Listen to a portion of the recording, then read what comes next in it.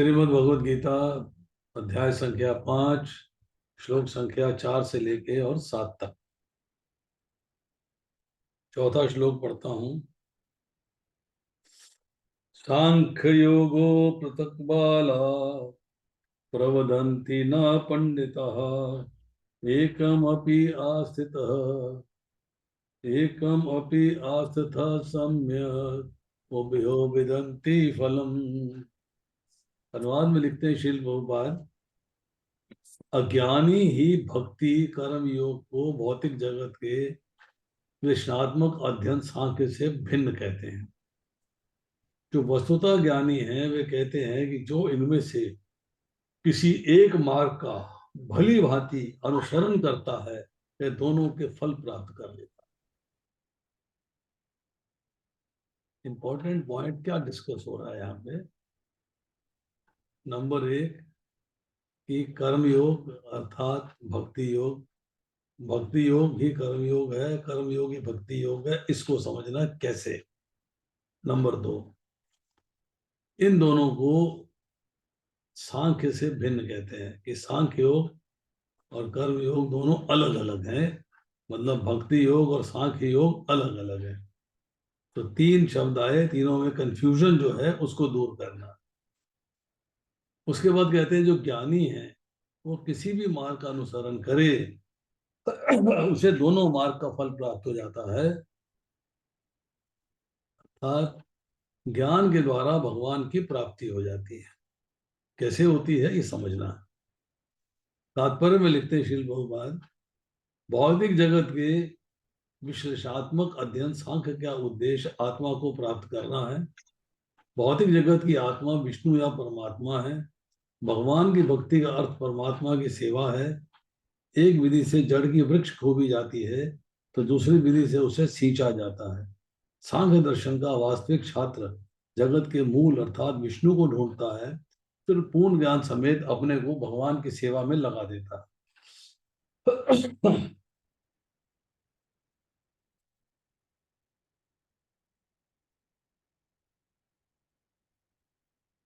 हम सॉरी, थोड़ा सा आज दिक्कत आएगी क्योंकि मुझे फीवर है और मैंने अभी दवाई खाई है फीवर की, तो थोड़ा हाथों में कंपन चल रहा। प्रभु जी आप रेस्ट कर लो, अगर फीवर है और एक्सर्शन से बढ़ जाएगा प्रभु जी। नहीं नहीं, क्लास करेंगे, क्लास तो सुनेंगे। प्रभु जी ऐसा करते हैं, हम रीडिंग करते हैं, आप एक्सप्लेन कर दीजिए चलिए, बीच में। मैं ऐसे भी कर लूंगा, इसके बाद करता हूँ। हाँ यहाँ पर भक्ति की परिभाषा दी गई है कि परमात्मा की सेवा। दूसरा, प्रभुपाद कह रहे हैं एक विधि से जड़ खोदी जाती है, दूसरी विधि से उसे सींचा जाता है। ये लाइन समझने वाली है, ठीक है। 2 लाइनें और हैं परपट की। अतः मूलतः इन दोनों में कोई भेद नहीं है क्योंकि दोनों का उद्देश्य विष्णु की प्राप्ति है।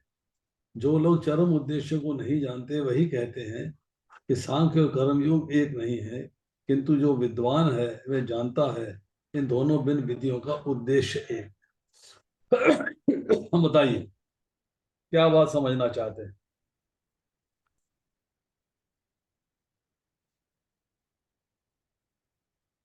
वैसे आप क्या बात समझना चाहते हैं बताइए।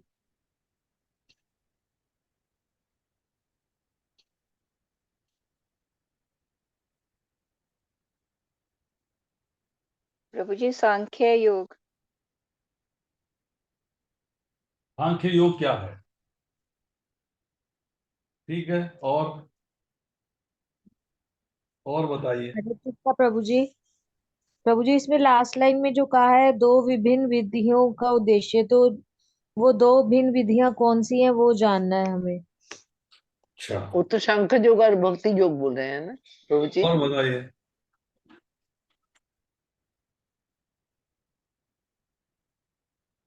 अब देखिए, इसको ध्यान पूर्वक सुनिएगा। यहां पर 2 विधियों की चर्चा हो रही है। एक है ज्ञान योग और दूसरा है भक्ति योग। ये 2 विधियों की बात चल रही है। ज्ञान योग का मतलब होता है कि आपको भगवान के बारे में, जीव के बारे में, प्रकृति के बारे में, काल के बारे में और कर्म के बारे में ज्ञान प्राप्त करना। ज्ञान प्राप्त करने की एक विधि है, वो है उसको एनालाइज करना। जो भी आप ज्ञान प्राप्त करते हो, आप उसे एनालाइज करते हो कि ठीक है कि नहीं है, इसका फल क्या है, क्या फल नहीं है, उसको आप एनालाइज करते हो। एनालिसिस को कहते हैं विश्लेषण। तो हमने जो है विश्लेषण से पढ़ा पहली बात कि आत्मा और शरीर में भेद क्या है।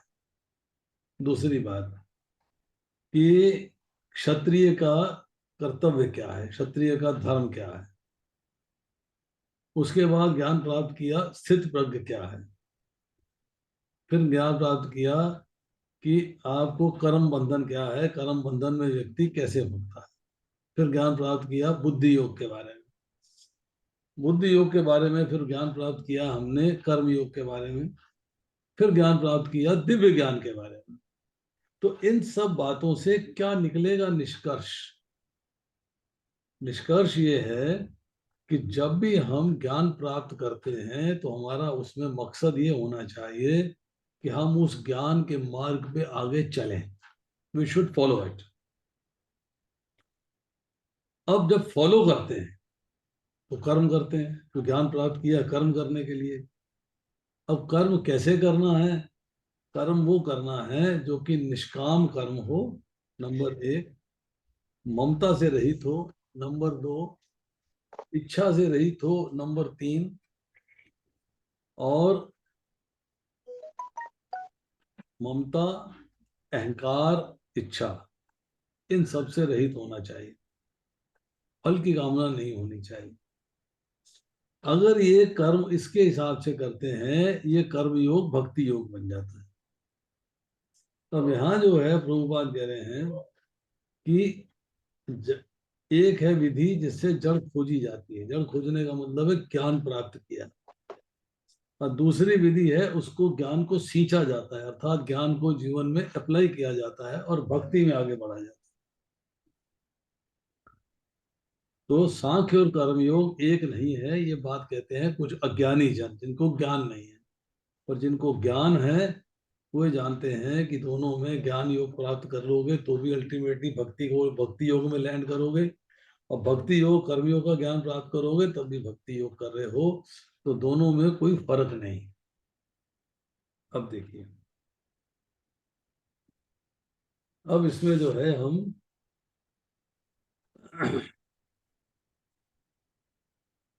शब्द इस्तेमाल हुआ है पृथक बाला। पृथक बाला, पृथक का मतलब है अलग अलग। कि सांख्य योग की अपेक्षा कर्म योग श्रेष्ठ है। एक प्रश्न आया, आंसर क्या मिला कि दोनों ही परम कल्याण करने वाले हैं, दोनों का फल एक ही है। अब बाला शब्द जो है इसका अर्थ क्या हुआ? बेसमझ। कि आयु और बुद्धि में बड़े होकर भी जो सांख्य योग और कर्म योग को अलग अलग फल वाला बताते हैं वो बेसमझ है, ना समझ है। फिर एक शब्द इस्तेमाल हुआ है पंडिता। पंडिता का अर्थ क्या है? जिसकी पंडा जागृत हो गई है, विवेकमयी बुद्धि। जिसकी विवेकमयी बुद्धि जागृत हो गई है, अर्थात वो डिसीजन कर पाता है अपनी बुद्धि के द्वारा कि क्या ठीक है और क्या गलत है, क्या सही है, क्या सही नहीं है, क्या कर्तव्य है, क्या कर्तव्य है, करनी है, क्या करनी है नहीं, सब चीजों का ज्ञान प्राप्त करता है।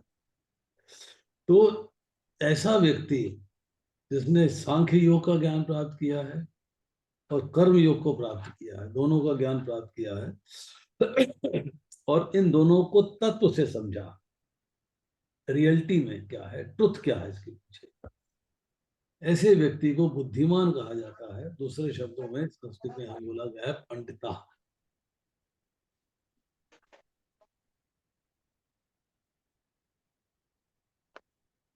सांख्य योग थ्योरी है, कर्म योग प्रैक्टिकल एप्लीकेशन है।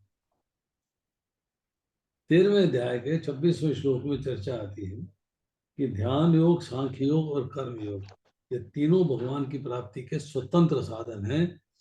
आप इंडिपेंडेंटली तीनों में से किसी को अप्लाई करके आप भगवान की प्राप्ति कर सकते हैं। अब एनालिसिस जब करते हैं, जब सांख्य योग का दर्शन करते हैं, तो फीलिंग क्या आती है? कर्म संन्यास, मतलब कर्म का परित्याग कर देना। परंतु ये नहीं है। सांख्य योग का अर्थ क्या है? शरीर और आत्मा का भेद जानना और फिर अपने स्वरूप में स्थित हो जाना। स्वरूप क्या है? जीवेरे स्वरूप कृष्णेर नित्य दास, कृष्ण के दास के रूप में अपने आप को स्थित कर लेना। हमें डर लगता है मरने से, पर जिसने ज्ञान प्राप्त कर लिया है, जो ज्ञान प्राप्त करके कर्म योगी है, उसके मन में क्या फीलिंग आती है कि शरीर तो निरंतर मर रहा है, दिन ब दिन समाप्त हो रहा है, तो उस शरीर में मुझे मरने का भय क्यों? Why should I be fearful of it? पर होता क्या है? What exactly happens? कि जो नित्य है, निरंतर है, अर्थात हम जी रहे हैं, अभी जीवन हमारे को भी है, जी रहे हैं हम, पर उसके बावजूद अगर हम प्रॉपरली जीने की इच्छा ना करें तो हम मूर्ख हैं। प्रॉपरली जीना क्या है? कृष्ण भावना भावित होना। अब क्वेश्चन है कि जीने और मरने की इच्छा या भय किसे है? जब शरीर के साथ जीव अपना तारतम्य कर लेता है, एक मान लेता है दोनों को, तो जीने की इच्छा हो जाती है और मरने का भय हो जाता है।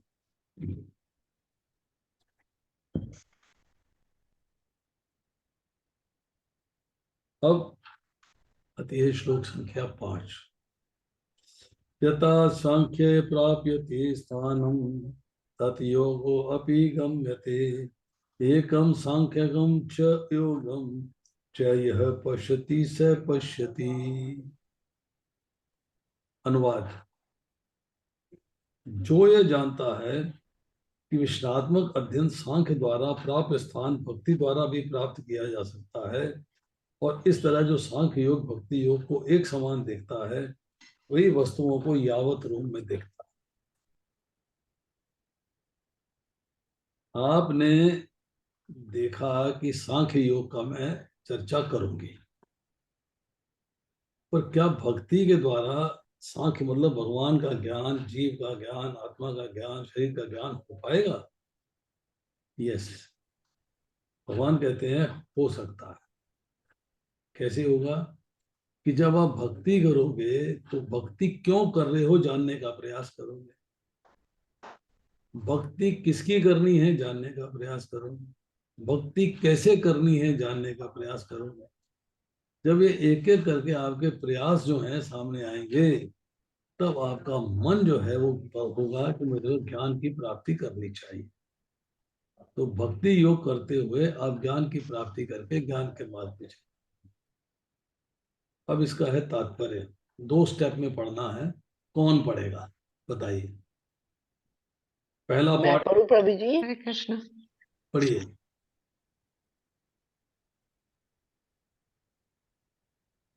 कौन पढ़ मैं पढ़ूं? कौन पढ़ेगा? पढ़िए पढ़िए, आप कृष्णा माता अच्छा। भी पढ़िए। दार्शनिक दार्शनिक दार्शनिक शोध सांख्य का वास्तविक उद्देश्य जीवन के चरम लक्ष्य की खोज है। क्योंकि जीवन की चरम लक्ष्य आत्म साक्षात्कार है, अतः इन दोनों विधियों से प्राप्त होने वाले परिणामों में कोई अंतर नहीं है। सांख्य दार्शनिक शोधों के द्वारा इस निष्कर्ष पर पहुंचा जाता है कि जीव भौतिक जगत का नहीं अपितु पूर्ण परमात्मा का अंश है। फलतः जीवात्मा का भौतिक जगत से कोई सरोकार नहीं होता, उसके सारे कार्य परमेश्वर से संबंध होने चाहिए। बस माता जी, बस। हरे कृष्ण। हाँ। तो क्या बात समझाई इसमें? क्या बात प्रभुपाद कहने का प्रयास कर रहे हैं? एनालिसिस का जो एम है वो ये जानना है कि आपके जीवन का हाईएस्ट पर्पस क्या है, पर्पस क्या है, आप वो जानना चाहते हैं। जीवन का पर्पस है आत्म साक्षात्कार।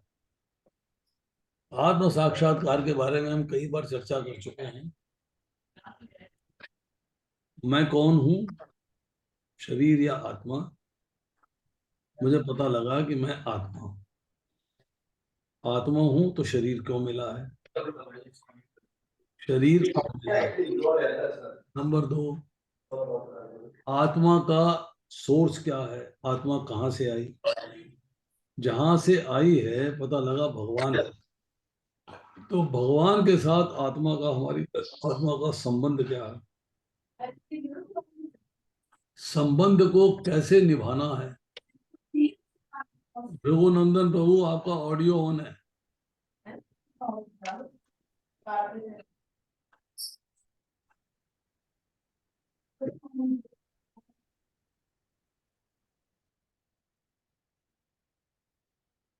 आपको संबंध को निभाना कैसे है, संबंध क्यों क्यों निभाना है?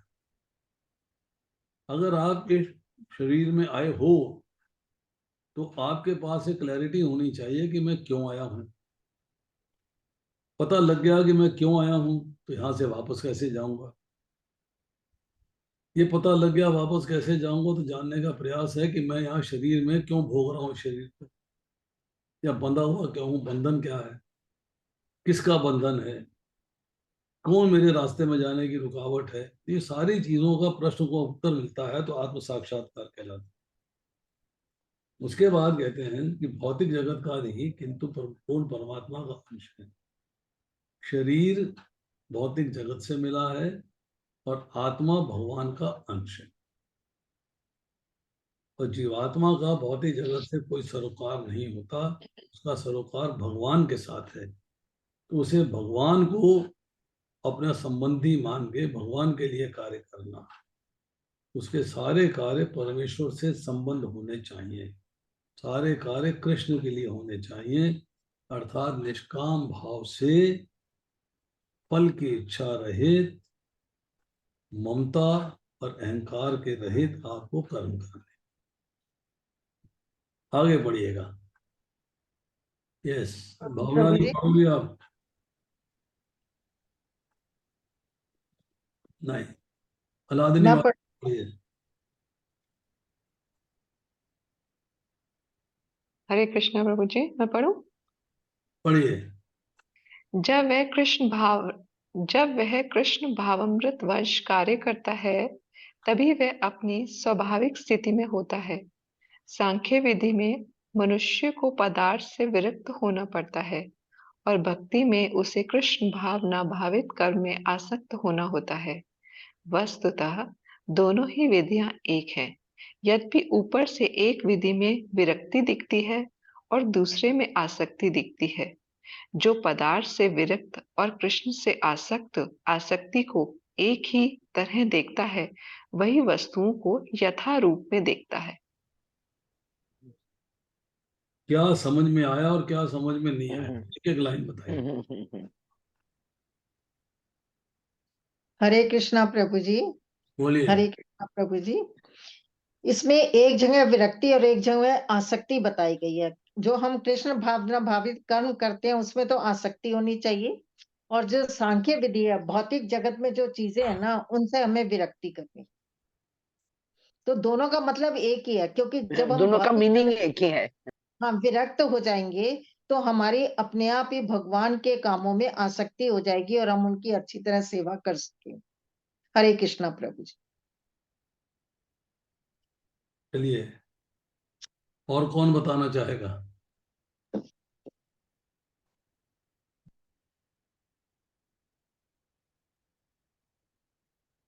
हरे कृष्णा प्रभु जी। बोलिए। प्रभु जी, इसमें यही बताया है कि हमें ना दोनों चीजें एक साथ नहीं हो सकती। भगवान जी से वो भी क्या कहते हैं, संसार से आसक्ति भी और विरक्ति भी। एक चीज में आसक्ति और दूसरे में विरक्ति अपने आप ही होते जाएगी। हम संसार से विरक्ति करेंगे तो क्या कहते हैं, भगवान से आसक्ति अपने आप हो जाएगी, और भगवान से दूर रहेंगे तो संसार से आसक्ति हो जाएगी। एक से आसक्ति, दूसरे से विरक्ति। पर देखिए, हमें भगवान से एक बात समझ लीजिएगा, अपने आप कुछ नहीं होता, करना पड़ता है, करना पड़ता है।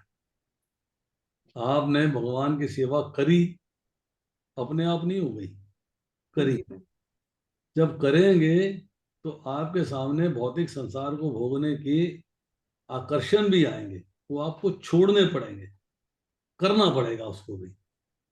ऑटोमेटिकली नहीं आकर्षण आने बंद हो जाए, आकर्षण तो आएगा। आँख खुली है तो कुछ ना कुछ देखेगी, कान खुला है तो कुछ ना कुछ सुनेगा, पर वो आकर्षण आपको ऑटोमेटिकली आएंगे। उन आकर्षणों से आपको पीछा छुड़ाना है तो मतलब उन्हें छोड़ना पड़ेगा, अर्थात उसे करना पड़ेगा। ऑटोमेटिकली कुछ नहीं होता। अब पदार्थ से विरक्ति और कृष्ण में आसक्ति को जो एक ही तरह से दिखता है, वही वस्तुओं को यथा रूप में दिखता है। यथा रूप का मतलब है रियलिटी में। ठीक है।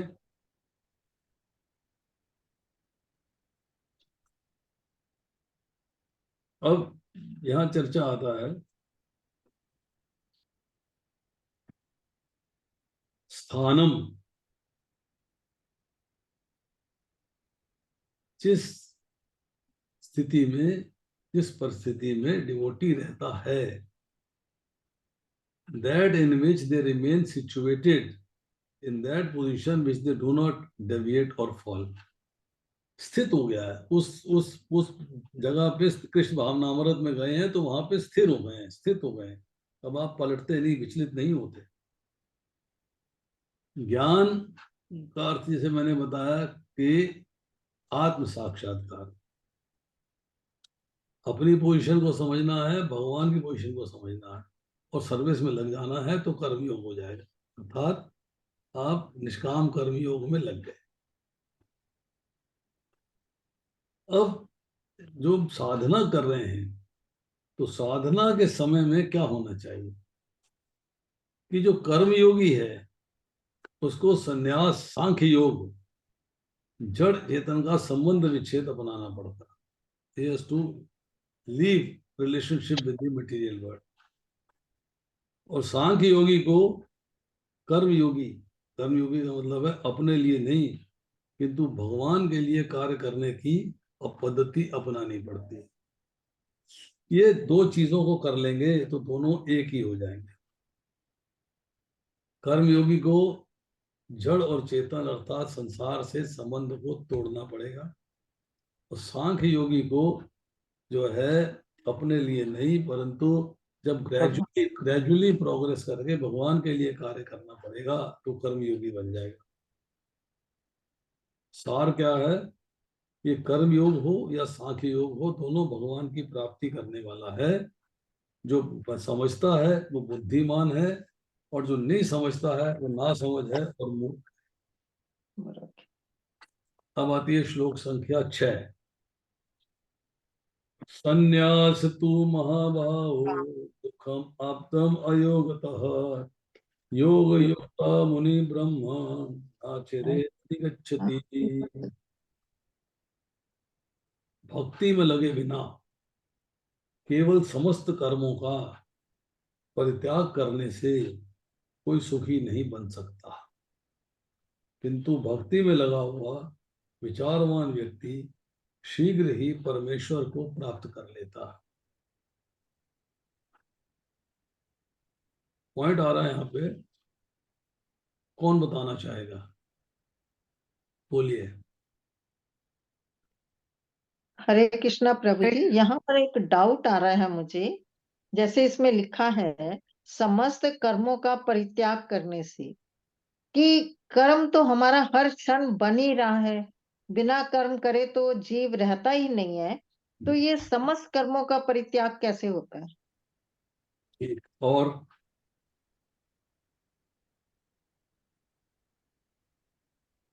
प्रभु जी इसमें वही चीज वापस दोहराई है कि जैसे कि हमारे गुरु कहते हैं कि हमारे को कर्मों का त्याग करना या फिर निष्क्रिय होकर बैठना नहीं है, बल्कि वर्णाश्रम धर्म के अनुसार से अपना निरंतर कर्म करते रहना है और भक्ति में ग्रोथ करनी है। इसके परफेक्ट एग्जाम्पल आप हैं प्रभु जी। तो ये मुझे समझ में आ रहा है कि कर्मों का त्याग करके बैठना नहीं है, बल्कि अपने टाइम को फुली यूटिलाइज करना है, और वो कृष्ण भावामृत में करने हैं सारे कर्म। चलिए ठीक।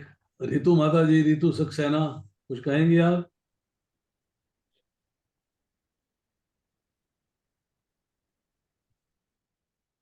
चलिए स्किप कर दूंगी। यस माता जी बोलिए। प्रभु जी मैं स्किप करूंगी, मैं सुन लूंगी।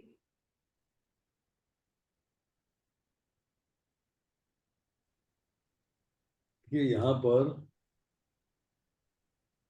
जो शब्दार्थ लिखा है उसमें शब्द इस्तेमाल हुआ है दुखम, अर्थात दुख। और दुख को हटाने का उपाय क्या है? दुख को उठाने का उपाय है भक्ति योग करना या कर्म योग में लग जाना। अब यहाँ कर्म योग क्या है और भक्ति योग क्या है, इसको मैं एक्सप्लेन कर दूंगा।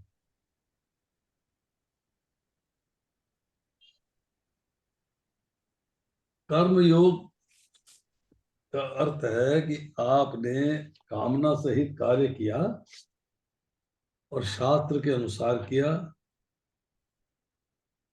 कर्म योग, कर्म और योग का मतलब है भगवान के साथ अपने आप को जोड़ा। निष्काम भाव से ममता, आसक्ति और फल की इच्छा के बिना जब कृष्ण से काम किया जाता है तो अकर्म कहलाता है। अब यहाँ पर जो चर्चा आ रही है उसको समझने का प्रयास करिए। थोड़ा इस अनुवाद को ब्रेक करते हैं। इसका पहला पार्ट बताया कि भक्ति में बिना लगे, जो व्यक्ति भक्ति में नहीं लगा हुआ है उसकी चर्चा हो रही। भक्ति में नहीं लगा हुआ है अर्थात भगवान की प्रेममयी सेवा में नहीं लगा हुआ। अब अगर वो समझता है कि मैं कर्मों का परित्याग कर दूं तो मैं सुखी हो जाऊंगा, तो यहाँ कर्मों के परित्याग की जो चर्चा आ रही है कर्म फलों का परित्याग है। कर्म फलों का परित्याग का मतलब है मैंने जो कर्म किए हैं उनको मैं अपने लिए नहीं भोगना चाहता, फल मिल रहा है मैं उसको त्याग देना चाहता हूँ। I don't want it. भक्ति में तो लगा नहीं, कर्म फल भोगना नहीं चाहता। तो पहला प्रश्न ये उठता है कि कर्म फल का जनरेशन क्यों करे? जनरेशन करेगा तो पुण्य फल होगा या पाप फल होगा, भोगने को शरीर चाहिए। तो पुण्य फल का या पाप फल का जनरेशन ही क्यों करे, पैदा ही क्यों करे, उनको उनके लिए कार्य क्यों करे? तो यही बात जो है भगवान कहते हैं कि माँ कर्म फल हेतु भुआ संग अस्तु अकर्मणि। मतलब कोई ऐसा कर्म मत कर जिसके फलस्वरूप शरीर भोगना पड़े। तो यहाँ आ रहा है कि अगर आप कर्मों का परित्याग करते हो अर्थात कर्म के फलों का परित्याग करते हो तो आप सुखी नहीं रह पाओगे। क्यों? कि आपने तो परित्याग कर दिया पर फल तो जनरेट करेगा। आपने पाप कर्म कर दिया है तो उसका थोड़ा फल भगवान स्वीकार कर लेंगे, वो तो आपको भोगना ही पड़ेगा। कर्म आपने किया है तब भी फल भोगना पड़ेगा आपको। उस फल को भोगने के लिए शरीर की प्राप्ति तो होगी ही। तो सुख कहाँ से मिला? सुख कैसे मिला? शरीर प्राप्त हो गया। अब जो भक्ति में लगा हुआ है ऐसा व्यक्ति जो हरे कौन है? हरे कृष्णा प्रभु जी, मुझे बड़ा डाउट आ रहा है इस लाइन में प्रभु जी। बताइए। प्रभु जी, आप कह रहे हैं कि जो व्यक्ति भक्ति में नहीं लगा हुआ और वो सोचता है कि मैं कर्मों के फलों का त्याग कर दूं, प्रभु ठीक जी वो भक्ति में नहीं लगा हुआ, उसको ज्ञान कैसे होगा कि मैं कैसे कर्मों के फलों को त्यागूंगा? ऐसा है कि आप जब बिगिनिंग में वेदों को पढ़ते हो तो आपकी आसक्ति होती है कि मुझे कर्म करने हैं और उनके फल भोगने हैं। देवी देवता की भक्ति करनी है, कुछ भी कार्य करने हैं, उनके फल भोगने हैं। अब आप एडवांस हो गए और आपने ज्ञान कांड से ज्ञान की प्राप्ति करी तब आपको समझ में आता है कि मुझे भक्ति करनी है, मुझे अपने आनंद के लिए कर्म नहीं करना। परंतु एक व्यक्ति जो है जिसको थोड़ा सा ज्ञान हुआ है, लिमिटेड सा ज्ञान, कि भाई कर्म कर रहा हूं तो फल मिलेगा, पढ़ लिए, कर्म किए जा फल की इच्छा मत कर हे इंसान, ये है गीता का ज्ञान, ये है गीता का ज्ञान, ये लोग कहते हैं। मतलब कर्म करता है पर फल की इच्छा नहीं करता है, अर्थात उसने कर्म के फल का परित्याग कर दिया। बट भक्ति में तो लगा नहीं, भगवान के धाम जाने का रास्ता तो उसने पकड़ा नहीं। उसने अपने इतना सा ज्ञान प्राप्त किया, लिमिटेड सी नॉलेज है, लिमिटेड सी नॉलेज क्या है कि भाई कर्म किए जा फल की इच्छा मत कर, इतना ज्ञान प्राप्त कर लिया, बस बहुत है। इसी पे अटका हुआ है वो। फल की इच्छा नहीं करेगा, तू नहीं इच्छा करेगा, फल तो फिर भी मिलेगा, क्योंकि तूने कर्म ही किए, या तो पुण्य कर्म किया या पाप कर्म किया है, फल तो मिलेगा ही मिलेगा। तो वो कहता है कि मैं जो है फल को भोगने की इच्छा नहीं रखता, मुझे नहीं वो फल चाहिए। अरे भाई पाप कर्म करेगा फल तो मिलेगा, अभी तेरे को नहीं चाहिए, नजीक मिलना तो है ही है। पुण्य फल भी मिलेगा और पाप फल भी मिलेगा, उनसे बच नहीं सकता तू। यहाँ पर जो है उसने समस्त कर्मों के परित्याग की बात करी, तो कहता है मैं किसी तरह का कर्म नहीं करूँ। जो उसमें कहा संग अस्तु अकर्मणी, मतलब वो कहता है कि मैं अकर्म में रहूंगा, मैं कोई कर्म नहीं करूंगा। अकर्म का मतलब भक्ति योग नहीं, अकर्म का मतलब है लिटरल मीनिंग कि मैं कर्म नहीं करूंगा।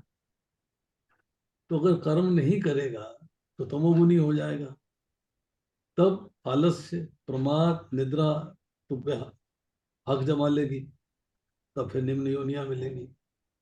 मतलब भक्ति में लगना आवश्यक है। अकेले कर्म फल का परित्याग करने से आप जो है भगवान के धाम को प्राप्त नहीं कर सकते। भक्ति आवश्यक है, ये बात आपको पता होनी चाहिए।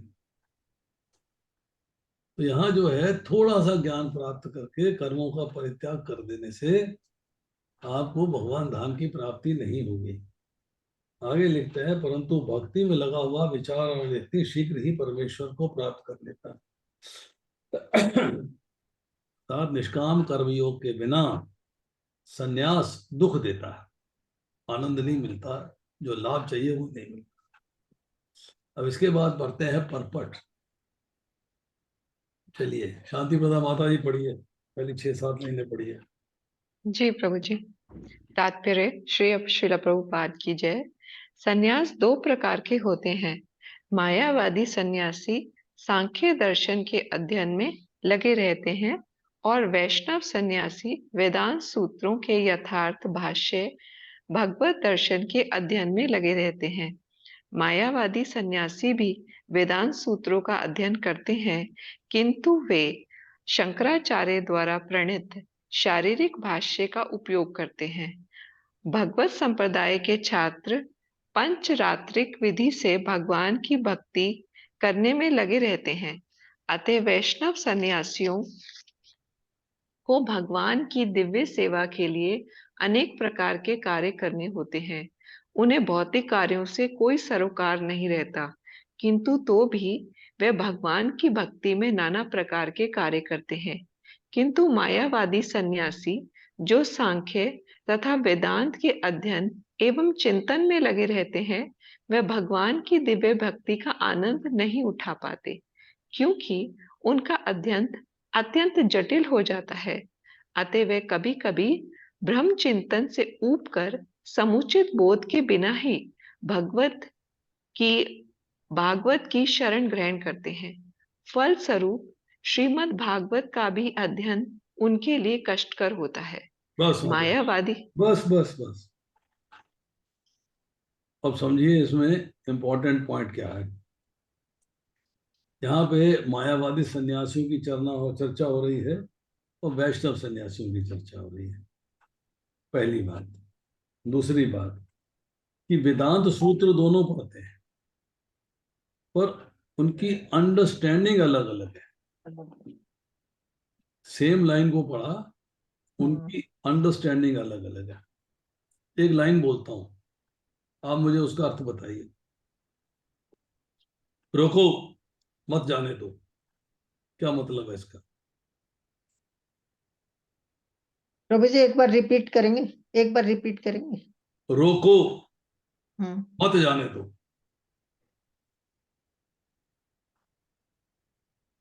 प्रभु जी इसका मीनिंग यही है कि उसको जाने ना दिया जाए। उसको रोक लिया जाए और उसको जाने ना दिया जाए, ठीक है। हाँ जी। अब मैं यही 4 शब्द फिर बोलता हूँ, रोको मत, जाने दो। क्या मीनिंग है?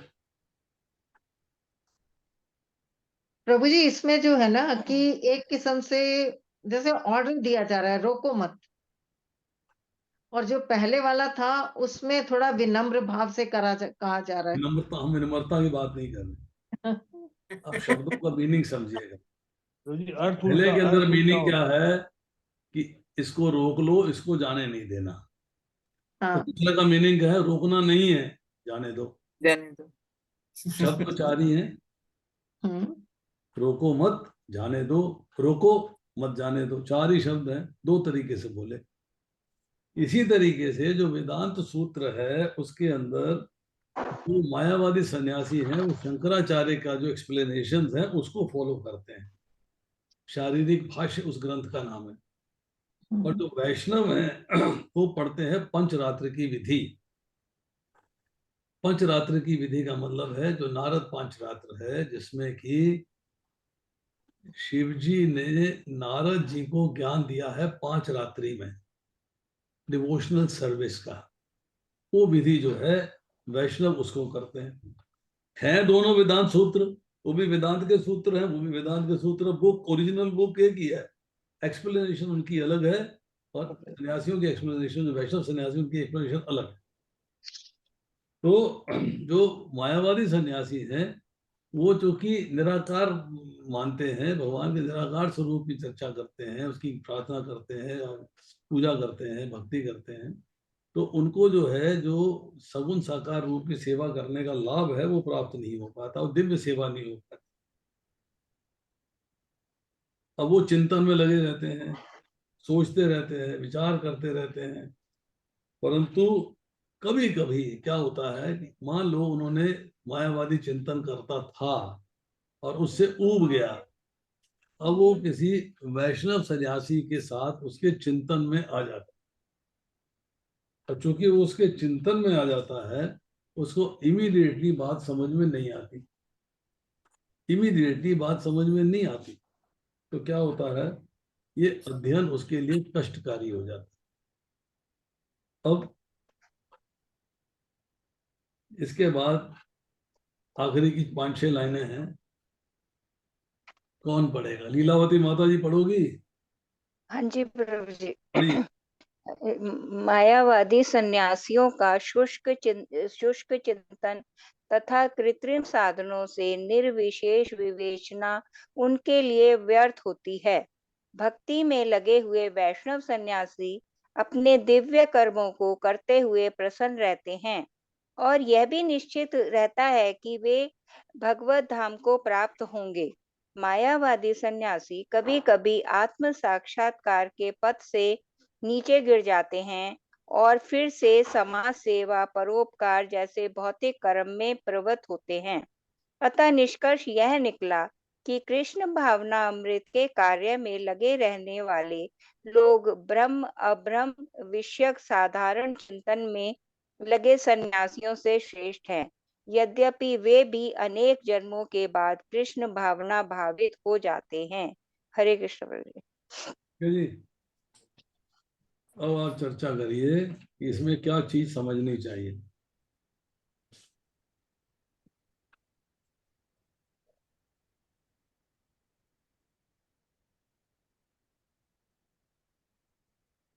प्रभु जी इसमें एक लाइन है कि फलस्वरूप श्रीमद् भागवत का अध्ययन भी उनके लिए कष्टकर होता है। कष्टकर क्यों होता है प्रभु जी? क्योंकि जब भागवत का अध्ययन करते हैं तो उनको उसके मार्ग पे चलना पड़ता है। रूल यही कहता है, you get knowledge then you follow it.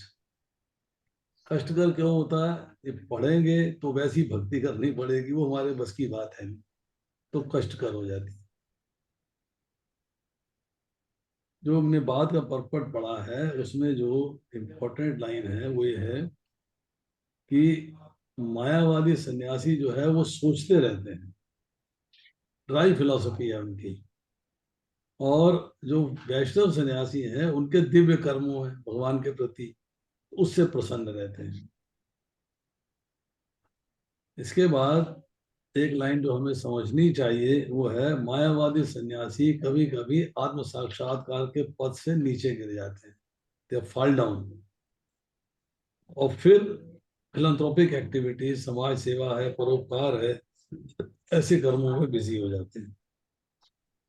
और जो कृष्ण भावनामृत के भक्त हैं वो ये ब्रह्म अब्रह्म इसके चक्कर में नहीं पड़ते, वो बस भगवान के प्रति समर्पित हो जाते हैं। हालांकि मायावादी सन्यासियों के लिए भी प्रभुपाद लिखते हैं कि अनेक जन्मों के बाद वो भी कृष्ण भावना भावित हो जाते हैं, क्योंकि शंकराचार्य जी ने जो अपना भाष्य लिखा, शारीरिक भाष्य, वो सारा जीवन उन्होंने भगवान के निराकार स्वरूप का चिंतन किया, निराकार स्वरूप की ही प्रोपेगेशन किया। और अंतिम क्षण में कहते हैं भज गोविंदम भज गोविंदम भज गोविंद, और गोविंद को भजने लग गए। तो पहले नहीं, पहले गोविंद को नहीं समझते थे, परंतु बाद में गोविंद को स्वीकार कर दिया। अब आती है श्लोक संख्या 7। टाइम कम रह गया है। योग युक्तो विशुद्ध आत्मा विजित आत्मा जितेंद्रिय सर्वभूत आत्मभूत अपि न लिप्यते। जो भक्ति भाव से कर्म करता है विशुद्ध आत्मा है और अपने मन तथा इंद्रियों को वश में रखता है, वो सबों को प्रिय होता है और सभी लोग उसे प्रिय होते हैं। ऐसा व्यक्ति कर्म करता हुआ भी कभी नहीं बंधता। क्या कर्मयोगी के लक्षण बताए गए हैं? नंबर 1, कर्मों की निर्लिप्तता बताई गई है। नंबर 2, मतलब कर्मों में लिप्त नहीं होना है। और जितेंद्रिय जो है इसका मतलब है उन्हें इंद्रियों में विजय प्राप्त करनी है, वो ना किसी चीज से प्रसन्न है ना किसी चीज से खिन्न है। और इसमें जो है बताया गया है जो व्यक्ति योग युक्त है उसके लक्षण क्या है। चलिए अब आप इसका तात्पर्य पढ़िए। मैं पढ़ूं प्रभु जी? पढ़िए। हरे, जो कृष्ण भावनामृत के कारण मुक्ति पथ पर है वह प्रत्येक जीव को प्रिय होता है और प्रत्येक जीव उसके लिए प्यारा है। यह कृष्ण भावनामृत के कारण होता है। ऐसा व्यक्ति किसी भी जीव को कृष्ण से पृथक नहीं सोच पाता। जिस प्रकार वृक्ष की पत्तियां तथा टहनियां वृक्ष से भिन्न नहीं होती, वह भली भांति जानता है वृक्ष की जड़ में डाला गया जल समस्त पत्तियों तथा टहनियों में फैल जाता है, अथवा अमाशय को भोजन देने से शक्ति स्वतः पूरे शरीर में फैल जाती है। क्योंकि कृष्ण भावनामृत में कर्म करने वाला सबों का दास होता है, अतः वह हर एक को प्रिय होता है। बस माता जी, बस हरे बताइए। कृष्ण। यहाँ जो है कृष्ण भावना भक्त जो है उसके लक्षण बताए जा रहे हैं। ठीक है, किन लक्षणों की बात हुई? नंबर 1, अपनी मन और इंद्रियों को वश में रखता, कंट्रोल करता। नंबर 2, वो प्रत्येक को प्रिय होता है। नंबर 3, प्रत्येक व्यक्ति उसको प्रिय होता है। एंड नंबर 4, वो कभी भी जो है किसी गलत कार्य के अंदर या पाप फल के कार्य में नहीं बंधता, नहीं फंसता। अब जो अर्जुन की जो किलिंग हो, अर्जुन जो किलिंग कर रहा है वो ऑफेंसिव नहीं है, वो भगवान के निर्देश के अनुसार कर रहा है। उसने तो मना कर दिया था करने के लिए। अब बलदेव विद्याभूषण लिखते हैं कि ऐसा व्यक्ति जो मुक्ति के लिए प्रयास कर रहा है वो सबसे उत्तम है और दूसरों के लिए आदर्श है। जो व्यक्ति निष्काम कर्म योग करता है उसके अंदर विशुद्ध आत्मा मीन्स उसकी जो इंटेलिजेंस है वो कंटेमिनेटेड नहीं होती, मतलब उसमें मिलावट नहीं होती। मन को वश में कर लेता है विजित आत्मा, और इंद्रियों को वश में करता है, अर्थात इंद्रियां जो हैं इंद्र विषयों से अपने आप को हटा लेती हैं। तब जो है शरीर के द्वारा जो आत्मा है वो उसका आत्मभूता कहा जाता है, that is object of love. और प्रत्येक जीव के लिए एप्लीकेबल होता है, यही शब्द इस्तेमाल हुआ सर्वभूता। सर्वभूतात्मा का अर्थ है सब प्राणियों के प्रति दयालु है। जित आत्मा का अर्थ है शरीर के सुख आराम का त्याग कर देता है। विशुद्ध आत्मा का अर्थ है संसारिक पदार्थों की कामना का त्याग होगा तो चेतना शुद्ध होगी। जितेंद्रिय का अर्थ है इंद्रियों को वश में करके राग और द्वेष से रहित। रिजल्ट क्या है, इंद्रियां विचलित नहीं होती। सो इंद्रियों को आप कहीं भी लगा सकते हो अपनी मर्जी से। तो योग युक्त का अर्थ है जो ऊपर वाले 4 लक्षण बताए, जितेंद्रिय, विशुद्ध आत्मा, विजित आत्मा, सर्वभूत आत्मा, इन लक्षणों से युक्त जो कर्म योगी है उसे योग युक्त कहते हैं। पहले हमने चर्चा करी है बार बार कि कर्मों के बंधन का कारण क्या है। कर्म के प्रति ममता और फल की इच्छा, कर्म के द्वारा सुख की इच्छा, कर्म के द्वारा भोग की इच्छा, ये जो है हमें बांधता है। सतोगुण में भी व्यक्ति जो है सुख और ज्ञान के भाव से बंध जाता है। चलिए अब आगे पढ़िए, चूंकि उसकी चेतना शुद्ध। प्रत्येक व्यक्ति, कौन पढ़ेगा? हरे कृष्णा प्रभु जी, भावना बोल रही, मैं पढ़ूं? बोलिए माता जी, बोलिए। चूंकि प्रत्येक व्यक्ति उसके कर्म से प्रसन्न रहता है, अतः उसकी चेतना शुद्ध रहती है। क्योंकि उसकी चेतना शुद्ध रहती है, अतः उसका मन पूर्णतः नियंत्रण में रहता है। मन के नियंत्रित होने से उसकी इंद्रियां संयमित रहती हैं। क्योंकि उसका मन सदैव कृष्ण में स्थिर रहता है, अतः उसके विचलित होने का प्रश्न ही नहीं उठता। न ही उसे कृष्ण से संबद्ध कथाओं के अतिरिक्त अन्य कार्यों में अपनी इंद्रियों को लगाने का अवसर मिलता है। वह कृष्ण कथा के अतिरिक्त और कुछ सुनना नहीं चाहता। वह कृष्ण को अर्पित किए हुए भोजन के अतिरिक्त अन्य कुछ नहीं खाना चाहता, और न ऐसे किसी स्थान में जाने की इच्छा रखता है जहाँ कृष्ण संबंधी कार्य न होता हो। अतः उसकी इंद्रियां वश में रहती हैं। ऐसा व्यक्ति जिसकी इंद्रियां संयमित हों, वह किसी के प्रति अपराध नहीं कर सकता। इस पर कोई यह प्रश्न कर सकता है, तो फिर अर्जुन अन्यों के प्रति युद्ध में आक्रामक क्यों था? क्या वह कृष्ण भावना भावित नहीं था?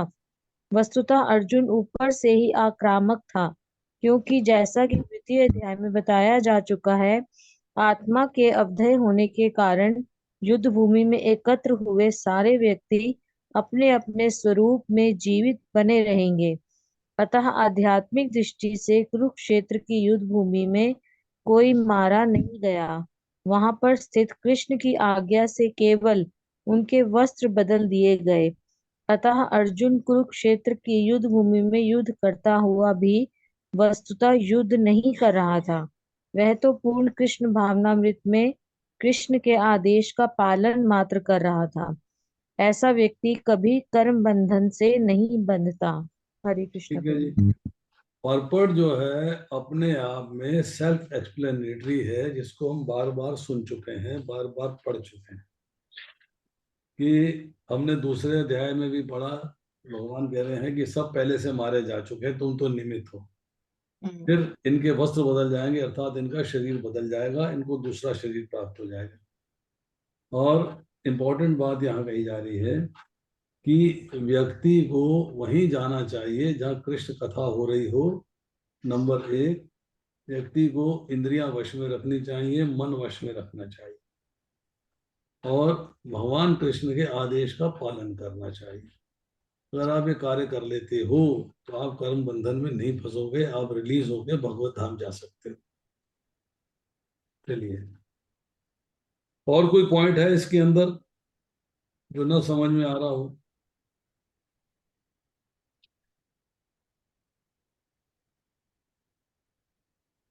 हरे बताइए। कृष्णा प्रभु जी, हरे कृष्णा प्रभु जी। यस माता जी बोलिए। प्रभु जी, ऐसे कहते हैं ना, क्या कहते हैं, जब ऐसे कुरुक्षेत्र में युद्ध हो रहा है तो सारे जने भगवान जी के दर्शन करते हुए मर रहे हैं, तो भगवान के धाम ही जाएंगे वो। दोबारा बोलिए, हौले हौले, स्पीड बहुत ज्यादा आपकी। हरे कृष्ण प्रभु जी। जैसे ना कुरुक्षेत्र में युद्ध हो रहा है, ठीक। भगवान भगवान श्री कृष्ण खड़े हैं वहां पर, सब उनको दर्शन करते हुए मर रहे हैं, वो हो रहे हैं, घायल हो रहे हैं। तो फिर वो क्या कहते हैं, भगवान के धाम ही जाएंगे ना वो, या फिर दोबारा फिर यहाँ पर आना नहीं पड़ेगा, नहीं पड़े आना पड़ेगा उनको। माता जी आपने एक बात समझी, जब उन्होंने भगवान को भगवान ही नहीं समझा, और एक शब्द इस्तेमाल होता है अन्य मनसक, इनडिफरेंट, कि आप जो है देख कर भी नहीं देख रहे हो। अगर आप उनको भगवान समझते तो कम से कम लड़ते नहीं, युद्ध करने नहीं आते। उनको भगवान कहाँ समझा उन्होंने, उन्होंने भगवान नहीं समझा उन्हें। इसीलिए वो जो लोग हैं जिनको दोबारा से शरीर की प्राप्ति होनी है, हाँ कुछ लोग ऐसे हैं जो उच्च लोकों में चले जाएंगे, जो कि स्वर्ग लोक में चले जाएंगे, वहां तक पहुंच जाएंगे। कुछ लोग ऐसे हैं जो भगवत धाम भी चले जाएंगे, इक्का दुक्का लोग हैं, ज्यादा लोग नहीं है। पर मुख्यतः लोग जो हैं जिनके बारे में भगवत गीता में बार बार चर्चा हुई है कि उन लोगों को लौट कर पृथ्वी पर आना है और फिर अपने आप को इम्प्रूव करके भक्ति में लगे रहकर फिर जाना। जब कृष्ण को कृष्ण मानते, भक्ति करते, तो लड़ने क्यों आते? लड़ने किस लिए आए? कुछ तो कारण था ना। भगवान से लड़ रहे हैं, भगवान सामने खड़े, भगवान के भक्त से लड़ रहे हैं, भक्तों से लड़ रहे हैं।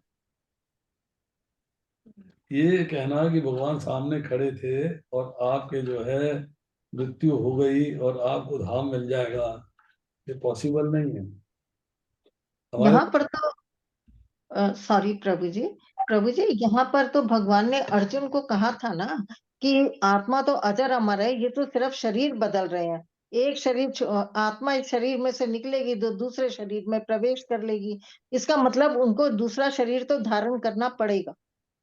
तो धाम तो नहीं गए। हाँ, धाम नहीं जाएंगे, धाम नहीं जाएंगे।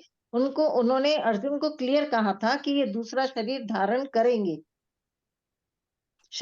आत्मा शरीर बदल रही है। यही तो हम कह रहे हैं, धाम तो नहीं गए ना। हाँ जी, हाँ जी, हाँ जी।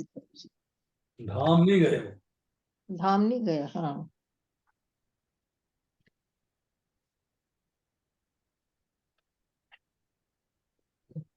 प्रभु जी, ये आत्मा के अवध्य अवध्य का क्या अर्थ होता है यहाँ पे?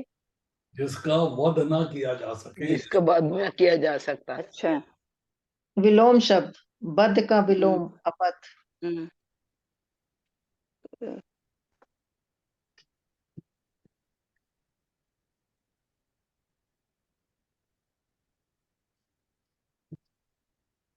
चलिए और बताइए। प्रभु जी, हरे कृष्णा प्रभु जी, जैसे ये जो जैसे शिव जी की पूजा करते हैं, ये दुर्गा पूजा, माता की पूजा, तो वो लोग मायावादी में आएंगे क्या? वो देवतावादी है मायावादी। नहीं तो फिर उनको क्या फायदा होगा? मतलब उनको भी फिर बाद में कृष्ण भाव, काफी जन्मों के बाद शायद में भी कृष्ण भाव अमृत हो जाए वो लोग। माता जी आपको अभी तो पढ़ाया है। माता जी, अब देवलोक को जाएंगे वो। नहीं नहीं, देवलोक तो जाएंगे, उसके बाद तो उन्हें फिर नीचे आना पड़ेगा ना। बिल्कुल आगे आना पड़ेगा माता जी, आएंगे वो, नीचे ही आएंगे। जो लोग देवता की भक्ति करते हैं उनकी इच्छाएं पूर्ण होती हैं। अगर भक्ति जो है विधि पूर्वक करी जाए तो देवता लोग उनकी इच्छा पूरी करते हैं। अभी आपको बताया था 14 अध्याय के 12वें श्लोक में, हमने ध्यान से सुनी, क्या आप उस दिन आई नहीं थी? नहीं नहीं प्रभु जी, डेली आती हूँ मैं। प्रभु जी, मेरा क्वेश्चन हो रहा है, अर्जुन तो बहुत मतलब ज्ञानी था, जब मतलब इतना पूरा उसने गीता सुन ली, और जब अभिमन्यु की मतलब की डेथ हुई, तो उसके बाद वो फिर परेशान था और रो रहा था, तो फिर भगवान को उसको दोबारा से समझाना पड़ा। हंसने लगे कि अभी तेरे को इतना ज्ञान दिया है, फिर तू क्यों दुखी हो रहा है। नष्टो मोह स्मृति लब्धा जब उन्होंने बोल दिया गीता में 66 18वें अध्याय में। भगवद गीता कुरुक्षेत्र के मैदान में कितने लोगों ने सुनी थी? विदुर जी ने सुनी, और ये अर्जुन जी ने सुनी, और प्रभु युधिष्ठिर संजय ने प्रभु संजय संजय ने संजय ने और धृतराष्ट्र को उन्होंने बताई, संजय ने। संजय, धृतराष्ट्र, संजय ने धृतराष्ट्र को संजय ने बताया। बस धृतराष्ट्र को बताया। लेकिन हाँ। संजय ने धृतराष्ट्र को वो खत्म होने के बाद बताया था, क्योंकि वो खत्म होने के संजय वहीं बाद पर थे बताया। युद्ध मैदान में। कौन बता रहा है खत्म होने के बाद बताया था? प्रभु जी मैं बता रही हूँ, क्योंकि मैंने यही सुना है। नहीं, साइड प्रभु बाय जी साइड, नहीं उन्होंने नहीं साइड देख बाय के साइड। बताया था, उनको साफ दिखाई दे रहा था। कृष्ण जी ने नहीं, उनको वो आँख खींची साइड थी बाय कि युद्ध देख साइड, सके पूरा। जैसे जैसे युद्ध हो रहा था उसकी इमीडिएट वो जैसे कहते हैं ना कमेंट्री देना, वो सारा उसको हाल हाँ बताता जी, वो जाता। देख रहे थे। हाँ जी, हाँ हाँ जी। हाँ। बहुत कंफ्यूजन है। आंखों Right? देखा हाल। हरे कृष्ण प्रभु जी। बहुत संजय कंफ्यूजन। कुरुक्षेत्र के युद्ध के मैदान में 10 दिन तक मैदान में रहा था, कुरुक्षेत्र में। वो 10 दिन बाद जो है वो धृतराष्ट्र के पास वापस लौटा था, जहां पर हाँ, उसने 10 दिन की पूरी कहानी सुनाई थी। यही मैंने सुना है प्रभु जी। और शायद किसको किसको? धृतराष्ट्र को प्रभु जी। नहीं नहीं, आप मेरा सवाल ही नहीं समझे। आपको बेसिकली मैं यही बता रहा हूँ कि भगवत गीता पढ़ते तो हैं, साइड बाय पढ़ते साइड नहीं, सुनाया। वह पढ़ते ही नहीं है राजा। मेरा प्रश्न ये है कि कुरुक्षेत्र के युद्ध के मैदान में भगवत गीता किस किस ने सुनी थी? संजय ने सुनी प्रभु जी। संजय, अर्जुन, संजय और अर्जुन ने। अर्जुन दो ने डायरेक्टली सुनी। सुनी इन दोनों। बस नहीं, जो और जितने भी बाकी लोगों का क्या हुआ? मुनिगण ने भी सुनी थी, किस दिव्य शक्ति थी, सबने सुना था। बाबरीक ने भी। सबने सुनी। जिनके पास दिव्य शक्ति थी प्रभु जी। यस उर्मिल माता जी, आप बताओ, एक्सपर्ट हो आप। नहीं प्रभु जी, मैं का एक्सपर्ट हूँ, मैं तो 0 लेवल पर हूँ। सीख रही हूँ आपसे, आपसे सीख रही हूँ।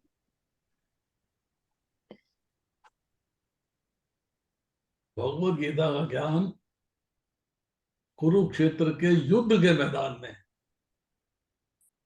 3 लोगों ने सुना था। Only 3 people. विभीषण। अब बताइए तीसरा कौन था? भीष्म प्रभु जी पितामह। भीष्म, धृतराष्ट्र। भीष्म पितामह। भीष्म पितामह। धृतराष्ट्र किसने बोला? पता नहीं।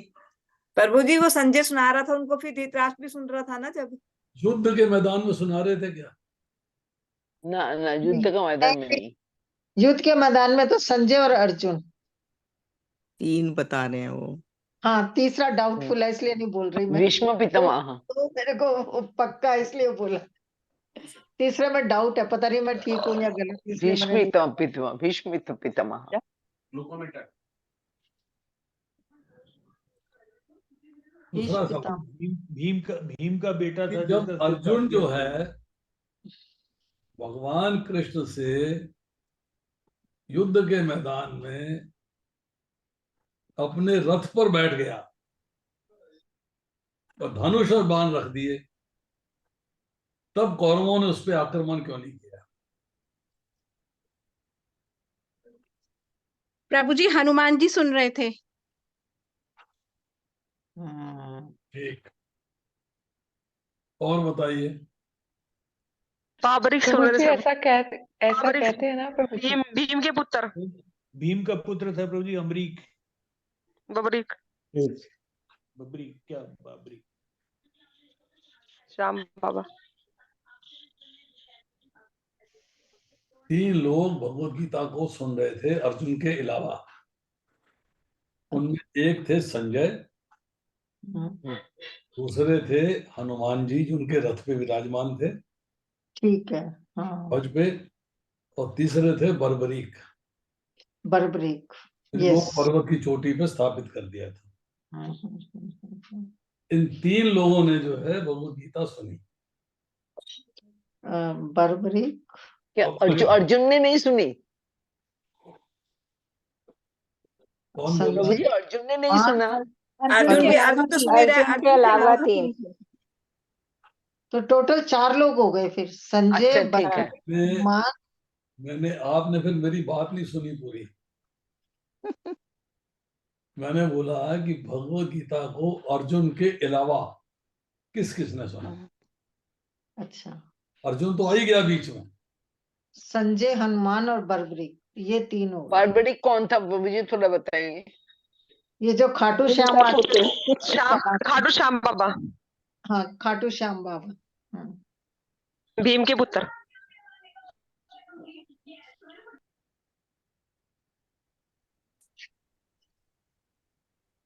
खाटू श्याम की कहानी एक दिन सुनना है।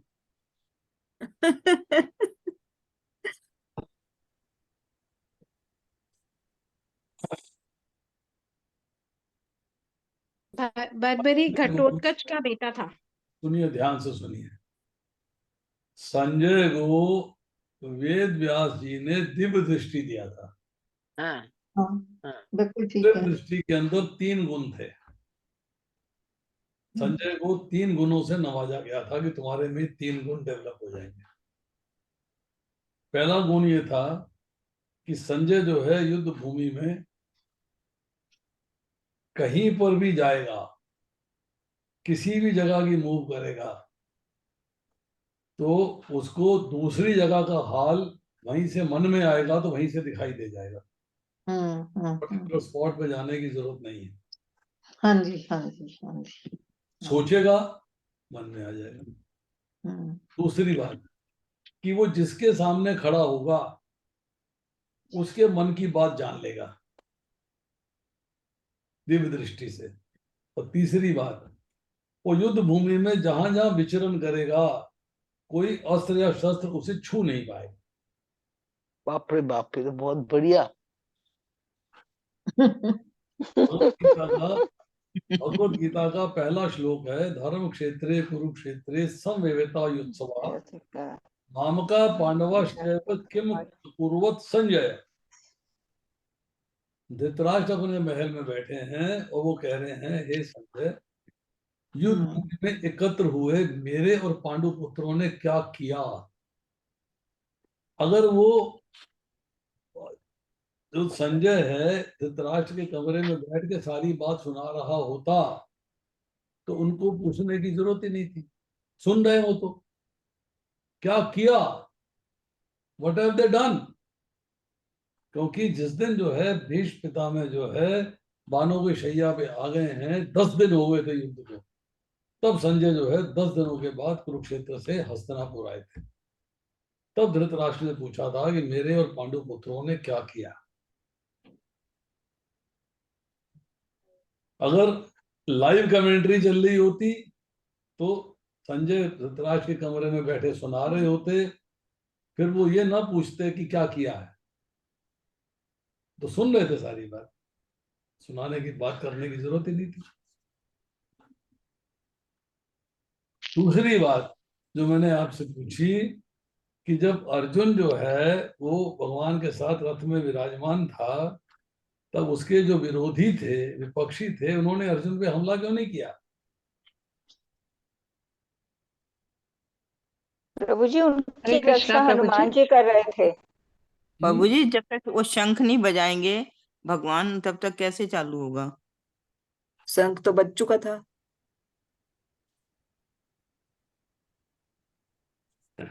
उनके रथ के ऊपर जो झंडा लगा हुआ था उस पर हनुमान जी विराजित थे, हाँ जी, कुछ ऐसा था।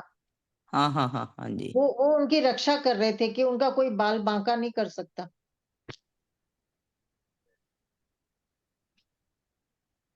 वो लड़ने आते तब बाल बांका न कर सकते तो बात और थी, तो लड़ने ही नहीं आए। प्रभु जी उनके साथ भगवान की स्नेह तो कोई कुछ कर ही नहीं सकता कुछ, जब उनकी इच्छा नहीं होगी।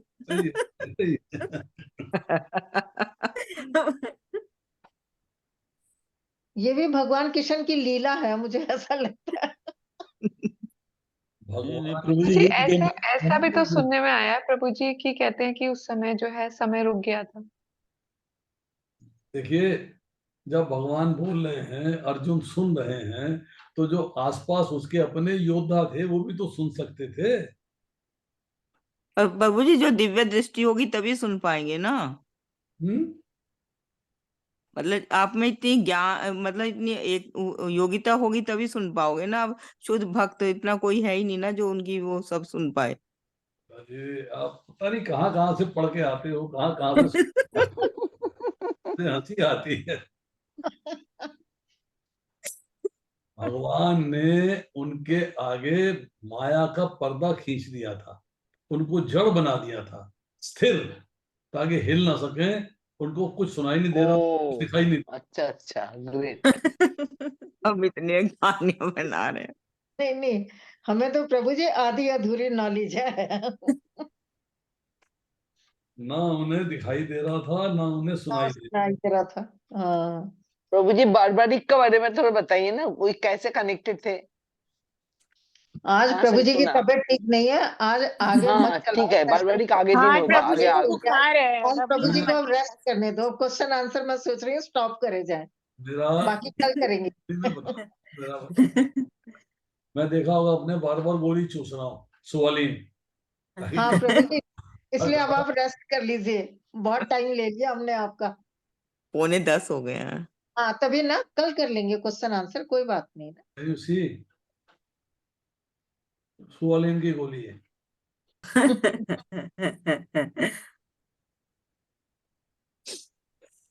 ऐसा है कि भीम ने हिडिंबा से एक पुत्र पैदा किया था जिसका नाम था घटोत्कच। घटोत्कच, घटोत्कच।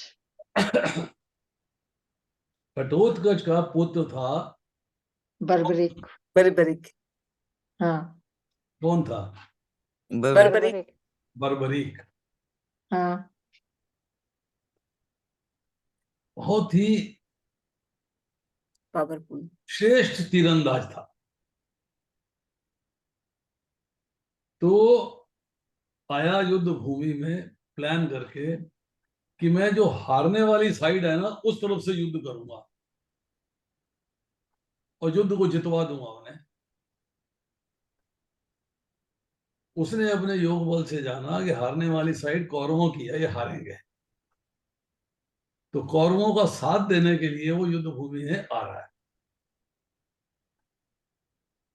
अब भगवान कृष्ण सारी बातें जानते हैं, वो तो अंतर्यामी है, उन्होंने पता तो कर अगर लिया। ये कौरवों की साइड में आ गया तो पांडवों का जीतना मुश्किल हो जाएगा, they will not be able to win. अब क्या जुगाड़ किया जाए? तो उन्होंने बर्बरीक का स्वागत किया। स्वागत करने के बाद उन्होंने बर्बरी से पूछा, तुम कहाँ जा रहे हो?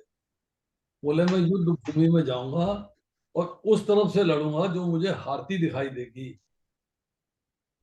तो भगवान ने कहा, हारेंगे तो कौरव। मन में सोचा, हारेंगे तो कौरव, तो ये कौरवों की तरफ से लड़ेगा। तो बोले, बर्बरीक तुम बताओ कि तुम्हारी युद्ध कला में खासियत क्या है?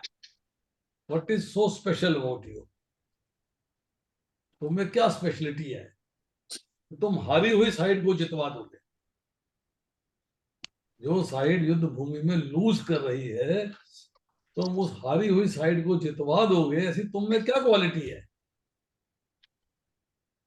तो बर्बरीक ने कहा, मेरी क्वालिटी ये है कि मैं एक बाण से वृक्ष के सारे पत्तों को बीन सकता हूं। एक बाण से किसी कोई भी वृक्ष हो उसके सारे पत्तों को बीन देगा मेरा बाण। इसका मतलब है अगर एक तीर चलाएगा तो हजारों लोग मारे जाएंगे, पूरी पूरी प्लाटून ही गायब हो जाएगी। तो कृष्ण ने कहा, अच्छा ठीक है, हम तुम्हारी बात स्वीकार करते हैं, तुम बड़े भारी योद्धा हो, घटोत्कच के पुत्र हो, पर हम चाहेंगे कि तुम हमें दिखाओ कि तुम कैसे बाण को, एक बाण से सारे वृक्ष के पत्तों को बीन सकते हो। उसने कहा देखिए सामने वृक्ष है, हाँ मैं इसके सारे पत्ते बीन दूंगा। उसने उन पत्तों को बीनने के लिए तीर चलाया और वृक्ष के सारे पत्ते बिंद गए,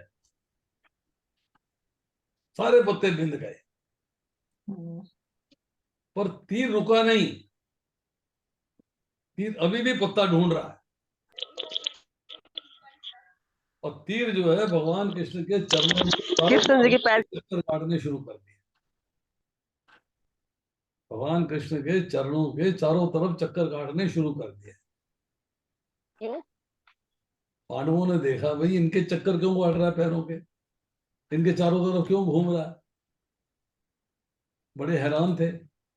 और तीर ने चूंकि सारे पत्ते बींधने थे, सारे पत्ते बींध के ही रुकना था तो उसने रुकना नहीं चाहा, घूमे जा रहा पैर के चारों तरफ। कृष्ण बोलते हैं बर्बरीक तू वाकई कलाकार हो।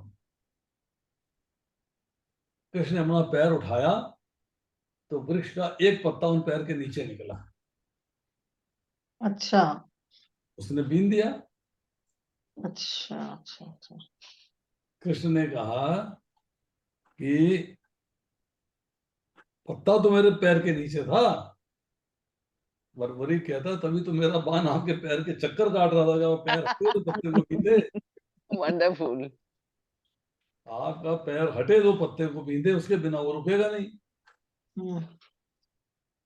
अब कृष्ण ने बर्बरीक से पूछा कि हम तुमसे बहुत प्रसन्न हैं, तुम घटोत्कच के पुत्र हो, वरदान मांगो, क्या चाहते हो? उसने कहा कि मैं जो है इस सारे युद्ध को अपनी आंखों से देखना चाहता हूँ। I want to see it.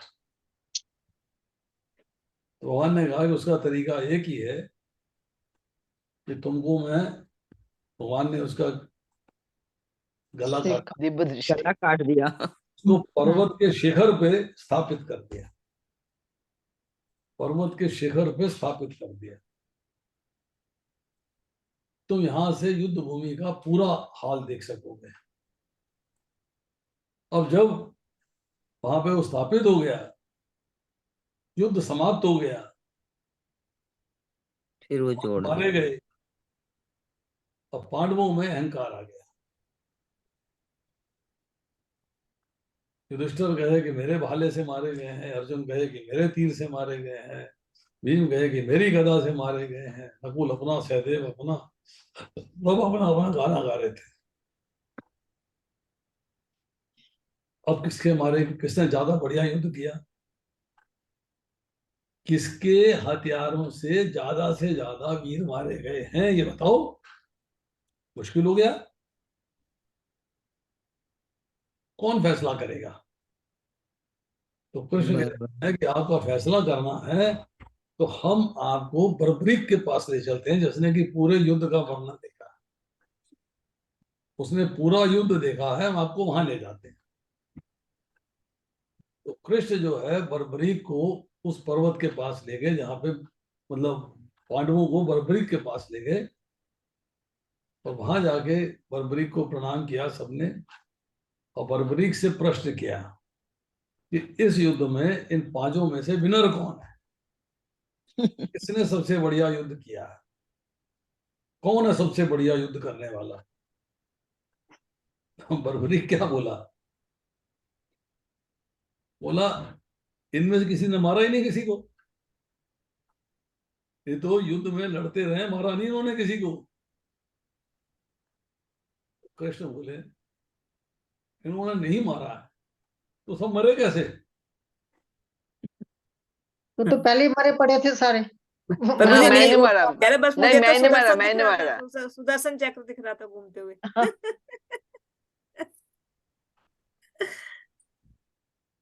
Barbarik से जब ये सवाल पूछा गया तो बर्बरीक ने कहा कि मैंने जो देखा है मैं आपको बता सकता हूं। बोले क्या देखा तुमने? कहता युद्ध भूमि के अंदर दो चीजें थी, दो लोग थे। बोले कौन? एक भगवान और भगवान का चक्र, एक आपका सुदर्शन चक्र और एक भगवान। और दूसरी काली।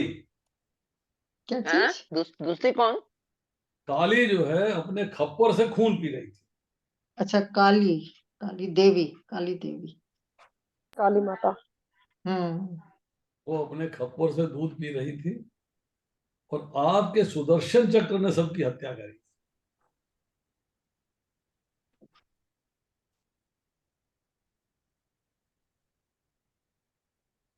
प्रभु जी एक सवाल है, बार्बरिक ने तो बोला था जो हारेगा मैं उसके पक्ष से युद्ध करेगा, तो युद्ध नहीं किया था। वो तो भगवान गला ही कट गया तो युद्ध क्या करेगा? भगवान ने प्रभु बर्दाश्त जी, किया, उसने युद्ध प्रभु नहीं किया, करी। बार्बरिक का गला कट गया था। हाँ, बलि उन्होंने बलि दी थी उसने, पर्वत बलि पे बताया था। युद्ध युद्ध करने से पहले बलि मांगी थी, वो बलि दी थी। यहाँ पर प्रभु जी भगवान ने ये भी तो कहा था कि तुम्हारे को मेरे जैसा ही दर्जा दिया जाएगा, और जो आने हाँ हाँ वाली सारी जो लोग होंगे वो आपको मेरी तरह ही पूजेंगे, और अपना इसका नाम दिया था, तभी उनको श्याम बाबा कहकर पुकारा जाता है। उल्लेख भगवान ने, नहीं मिलता महाभारत। हाँ जी, इसका उल्लेख महाभारत में नहीं मिलता। ये पर प्रभु जी प्रभु मैंने किसी शास्त्र में पढ़ा प्रभु था, जी कौन टीवी सी में बुक आया था में इसका महाभारत का, शाम का खाटू का हरे कि कृष्णा प्रभु जी। प्रभु जी महाभारत एक के अंदर। प्रश्न है। ये जो है श्याम जी खाटू वाले हैं, उन्होंने स्टोरी बनाई है। आई एम नॉट श्योर, मैंने महाभारत में तो पढ़ा नहीं, फिर भी मैं एक बार जरूर ढूंढूंगा इसको। मुझे नहीं मिला कहीं भी। प्रभु जी प्रभु मैंने जी जो मेरा भी एक प्रश्न पढ़ा है। था। यस, प्रभु जी मेरा एक प्रश्न है, उनको शीश का दानी क्यों बोलते हैं? वो तो कृष्ण जी ने उनको वहां पे उस पहाड़ पे बिठाया था, क्योंकि तो उन्होंने अपने सिर का दान दे दिया था।